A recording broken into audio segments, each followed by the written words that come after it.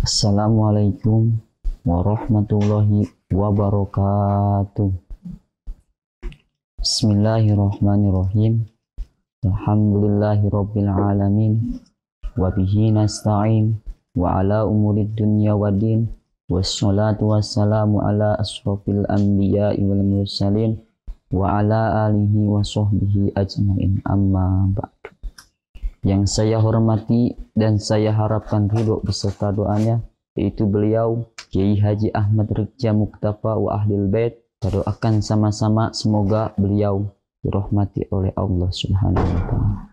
Sahabat Lentera Petuk dimanapun kalian berada, di bulan suci Ramadan ini umat Islam diwajibkan berpuasa. Sebagaimana kewajiban tersebut tercantum dalam firman-Nya Allah Subhanahu wa Ta'ala dalam surat Al-Baqarah ayat 183.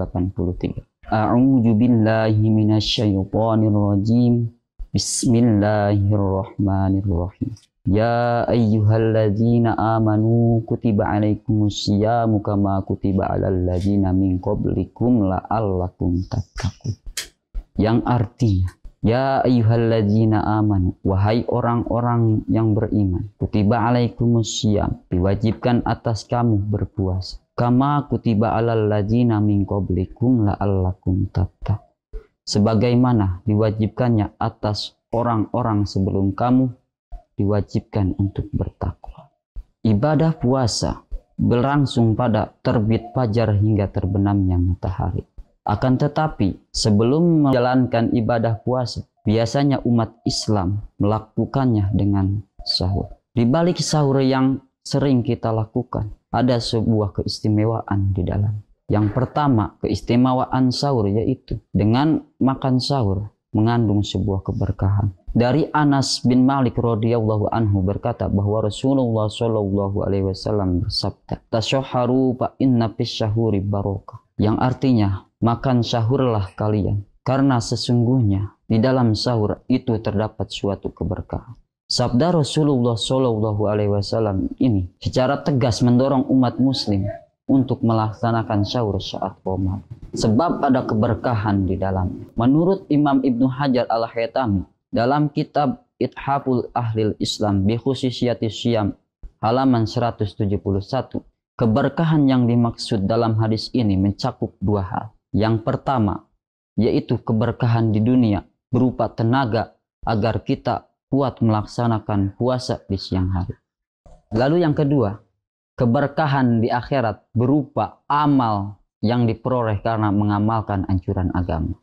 Lalu keistimewaan sahur yang kedua yaitu malaikat bersolawat atau mendoakan atas orang yang bersahur.